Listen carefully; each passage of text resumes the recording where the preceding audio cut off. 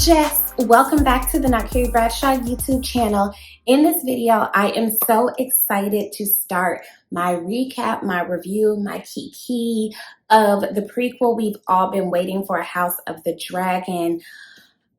You guys may not know this about me because my love of Game of Thrones predates my YouTube channel. I was not doing anything of the sort during my absolute obsession with Game of Thrones. I read the books. I watched the series religiously.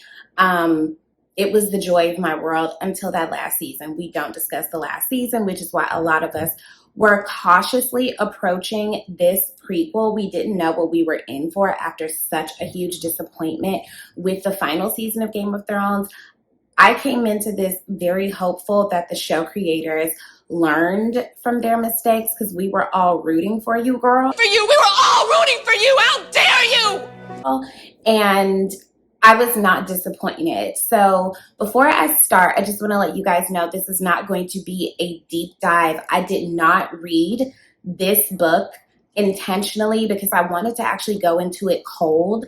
And as someone who did read the Game of Thrones books, save for half of the last one, because I was like, what's going on? It got a bit too convoluted, but that's another conversation for another video.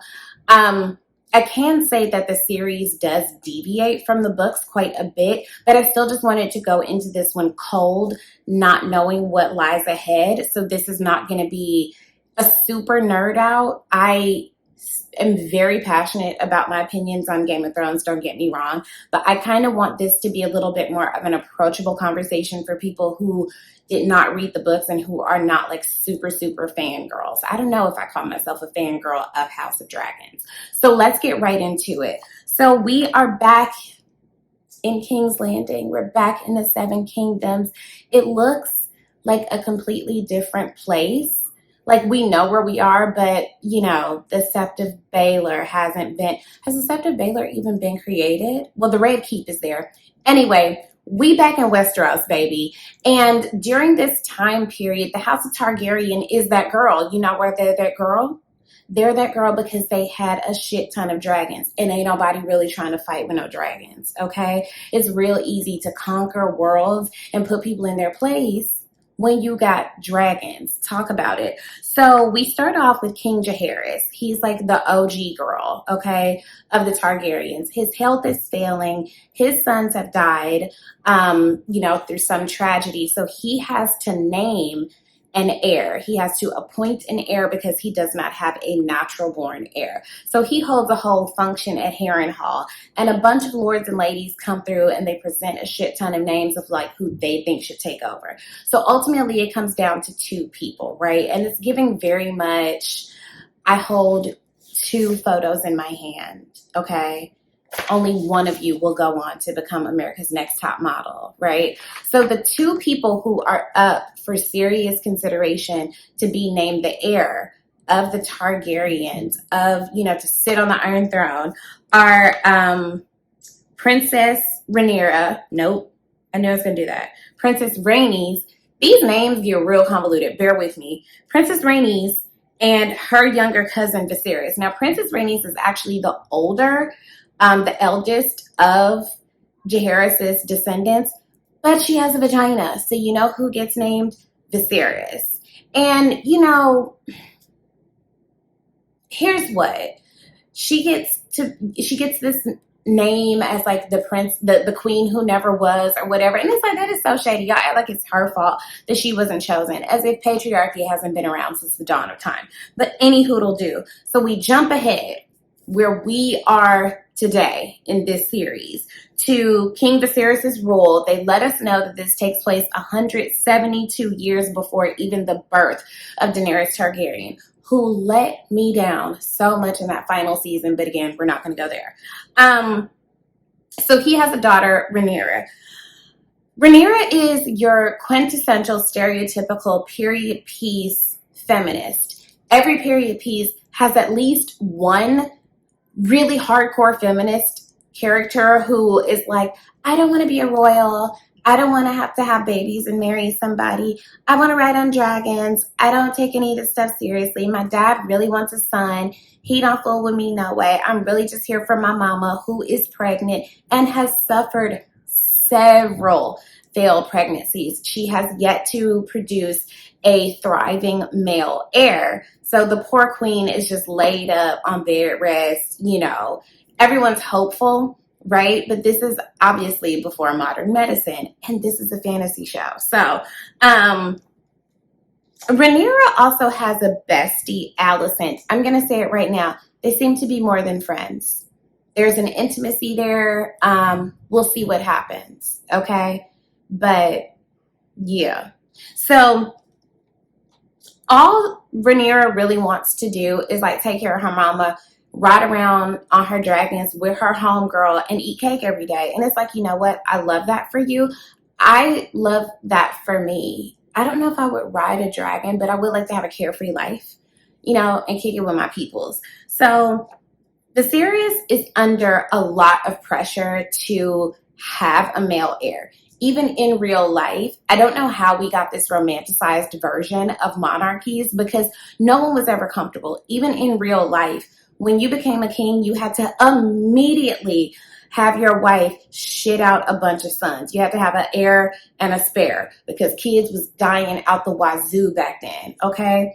And so the wife's only duty in life was to produce a male heir, as if she could control that, okay? Do you know how many queens were beheaded or set aside or whatever because they couldn't have a son? And it's just sweetie, that ain't nobody's fault. But anywho, Viserys is under pressure from his council to have a male heir, which his wife is pregnant. Everyone is hopeful.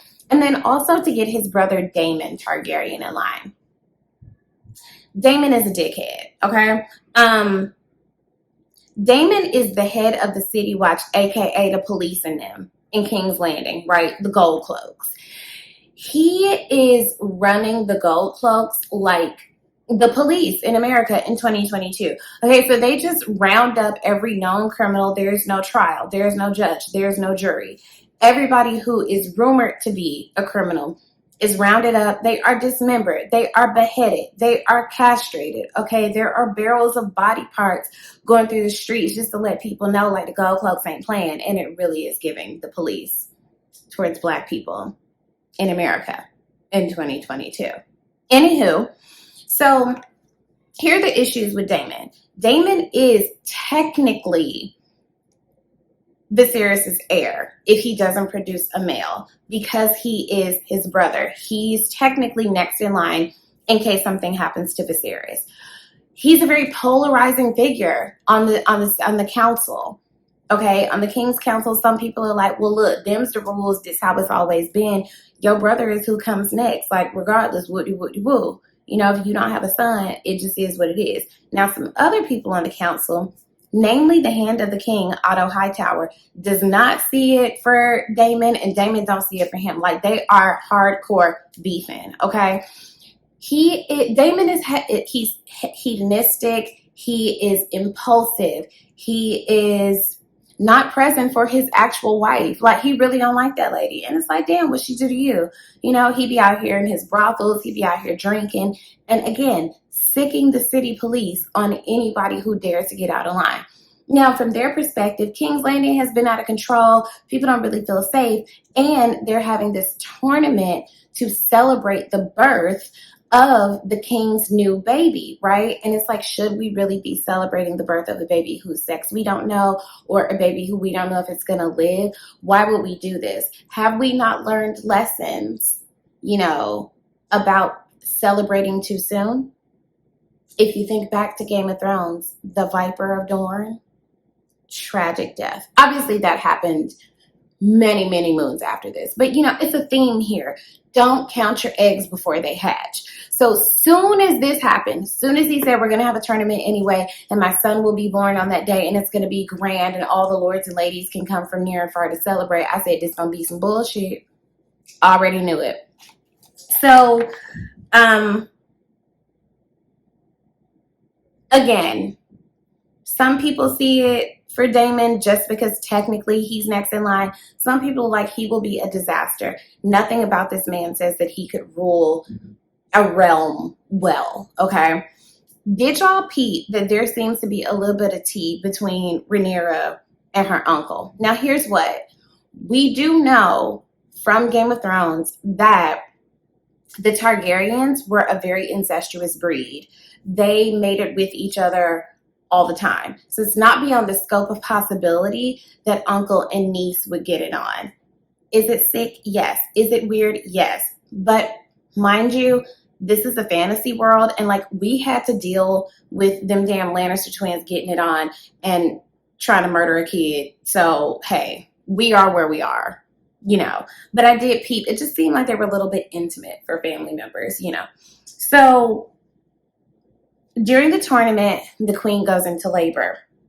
The baby is breached, and the king is forced to make a decision: save the life of the baby or save the life of your devoted wife who has tried several times to give you a male heir. She's doing her best. He predictably decides to save the life of the baby because he's convinced that the baby is a boy and that's what's best for the realm. What the kingdom needs most of all is stability. And if there is no male heir, then there will be instability and there will be wars and riots in the streets, bitch. So in his mind, it is worth it to just kill his devoted wife.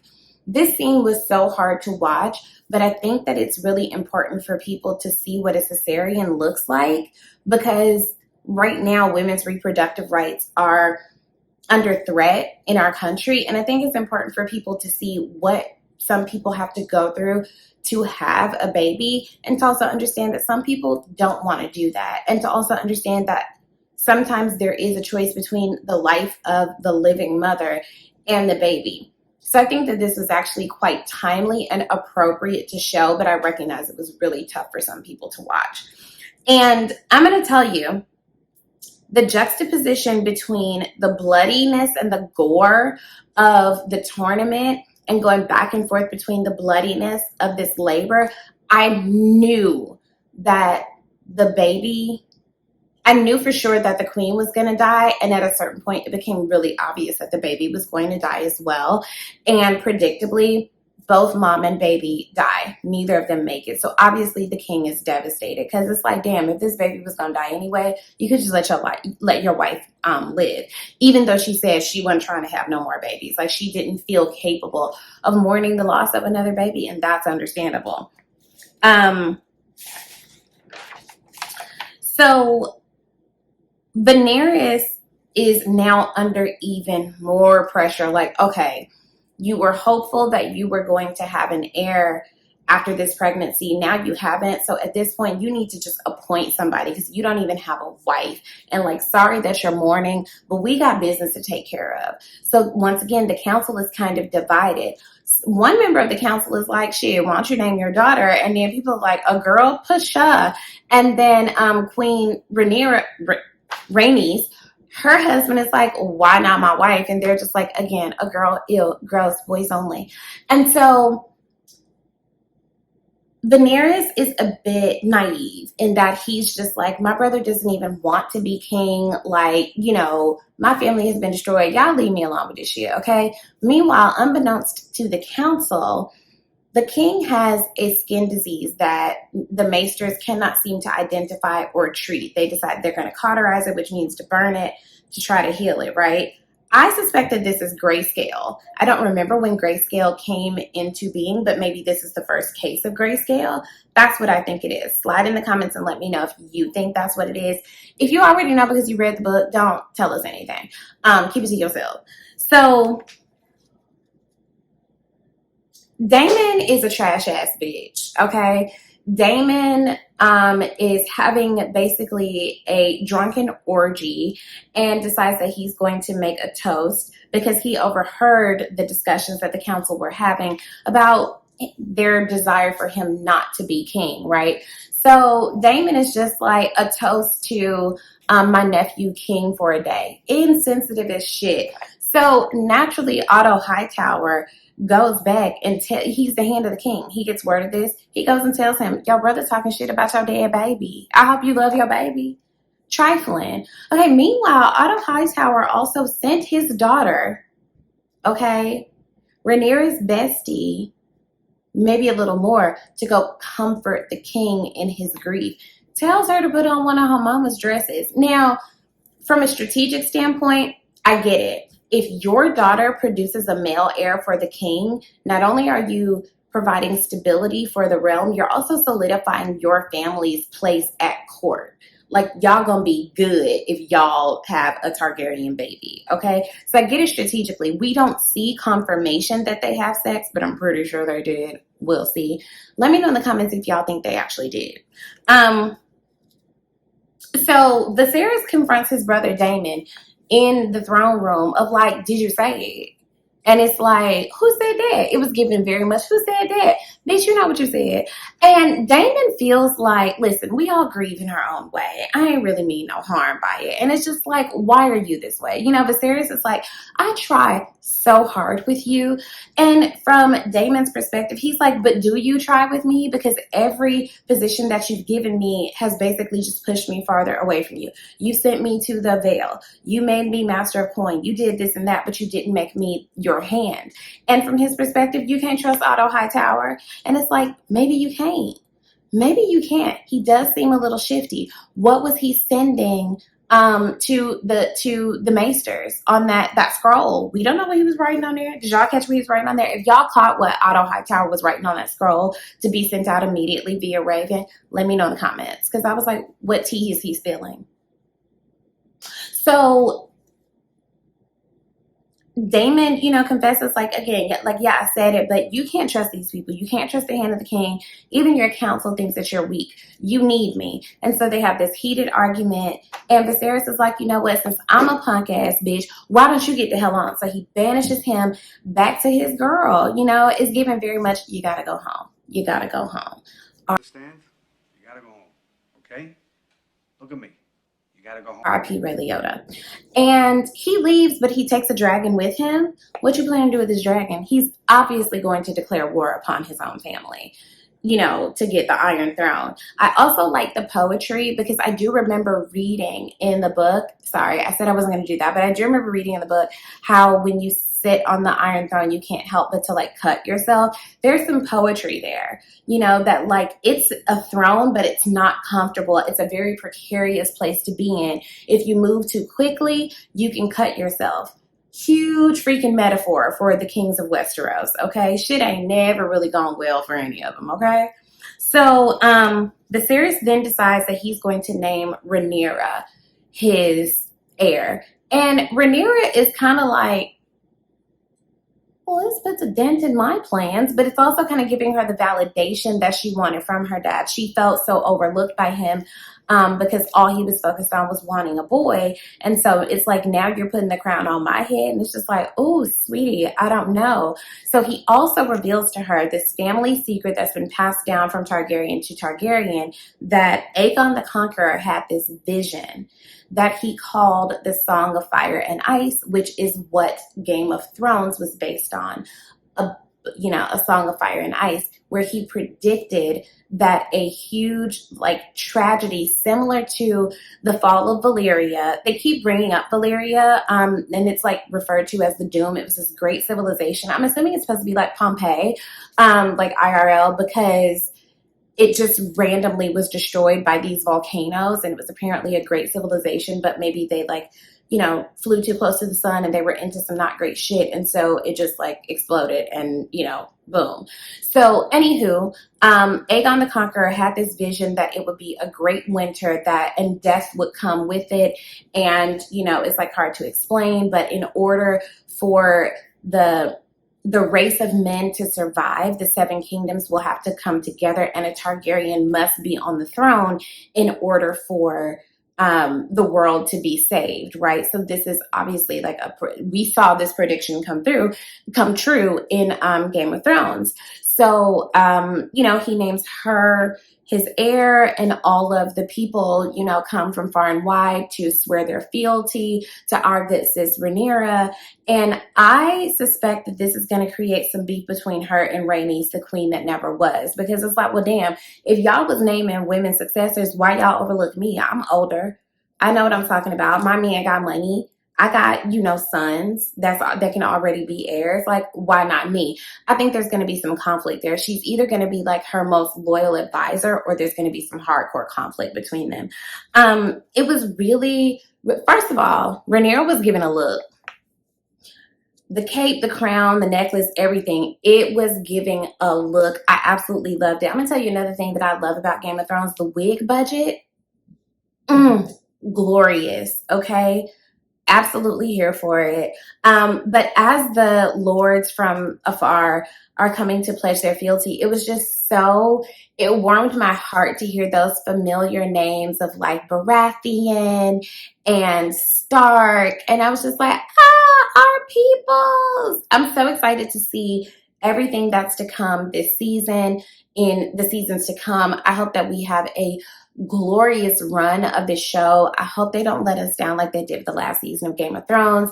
I'm excited to see what happens with Rhaenyra. It looks like they might do some time jumping, because I see that there's going to be an older version of her and an older version of Alicent as well. So again, I'm very excited to see what's going to happen. I'm doing my best to stay off of the internet, to not read too many fan theories, too many predictions, or like people who are like super nerds about and I don't say that pejoratively. We're all a nerd for something, but I'm trying not to get like that deep into it, because again, I want to be in this thing fresh, and I want to discuss the show with you guys without too much other input. So slide in the comments. Let's kiki about it. Let me know who you're rooting for thus far, and I will see you guys next week for episode 2. Bye.